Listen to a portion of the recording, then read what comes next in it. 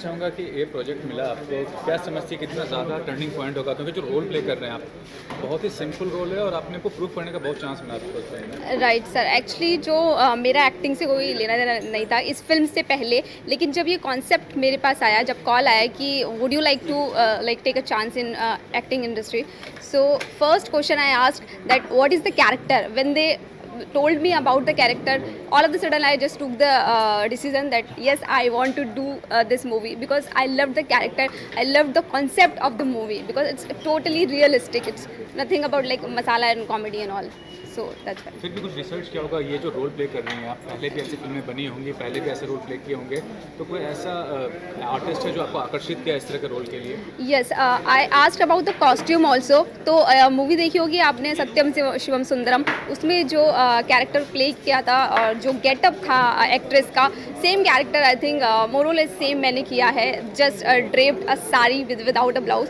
सो एक गांव की लड़की, एक टिपिकल गांव की लड़की का कैरेक्टर था, so I inspired by that actress. Sir आपने प्रोड्यूस भी कर रहे हैं, एक्ट भी कर रहे हैं, दोनों चीज़ को मैनेज करना कितना ज़्यादा चुनौतीपूर्ण होगा आपके लिए?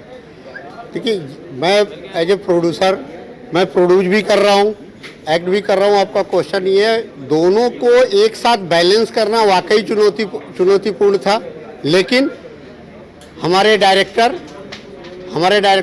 इतने अच्छे, जो हम पहली बार कैमरा फेस करने वाले व्यक्ति को भी इतनी चुनौतीपूर्ण एक्टिंग करा के ले गए हैं, जो इस पिक्चर में आपको नजर आएगा. और आपका सिनेमा जगत से कैसे लगा हुआ, शुरुआत कैसे हुई और ये प्रोजेक्ट ही क्यों बनाया आपने? पहले क्या बनाया है, आगे क्या बनाएंगे उसका? मैं इससे पहले कुछ छोटे मोटे प्रोजेक्ट जरूर बनाया हूँ, लेकिन ये फिल्म बनाने के पीछे मेरा एक सबसे बड़ा उद्देश्य क्या था कि मैं इस लायक आज हूँ कि जो अपने किसान भाइयों का, जवान भाइयों का जो दर्द तकलीफ है वो उनके साथ शेयर कर सकता हूं और उनके तकलीफ़ों को दूर करने के लिए ज़्यादा से ज़्यादा लोगों तक उनकी आवाज़ को पहुंचाने लायक आज हूं. तो इसका मैंने प्रयास किया, क्योंकि मैं खुद एक किसान परिवार से रहा हूं, इसलिए इस बात का मुझे एहसास है कि सिनेमा ही एक ऐसा माध्यम है जिसमें लोग अपने को जीते हैं. तो लोग अपने को जीते हैं, तो ये जब मैसेज उन तक जाएगा तो ज़्यादा से ज़्यादा लोग, मेरे तरह के लोग भी आवाज़ उठाने का प्रयास करेंगे, जिससे हमारे देश के किसानों का और जवानों का और देश के प्रति अपना ईमानदार की भावना उत्पन्न होगी.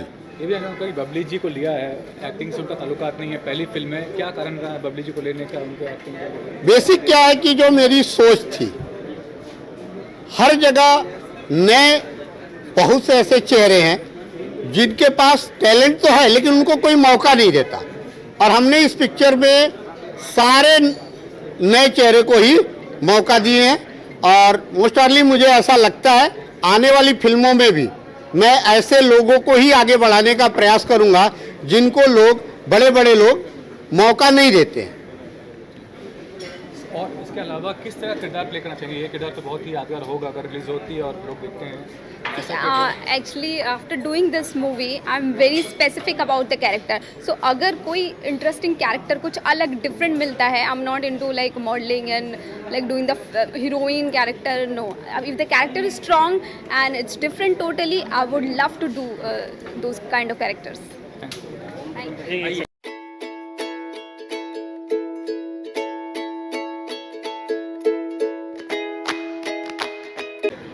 सर पहले तो ये पूछना चाहूँगा कि परिचय दीजिए और जानना चाहूँगा बैकग्राउंड क्या आपका, क्या सिनेमा जगत से जुड़े में आप शुरुआत से या फिर आना हुआ आपका? हाँ, एक्चुअली मेरा सिनेमा जगत से पहले तो नहीं था. मैं टेक्निकली कंप्यूटर इंजीनियर था पहले.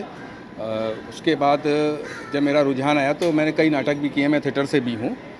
और जब ये कॉन्सेप्ट अक्षय इलाहाबादी के साथ हम लोग लेकर के आए तो मुझे रॉ फिल्में बनाने का बहुत शौक़ था, तो मुझे अच्छा लगा. तो प्रोड्यूसर साहब से बात करी और एक्टिंग भी मैंने इसमें करी, अपना डेब्यू भी किया है, जुम्मन मियाँ का किरदार निभाया है.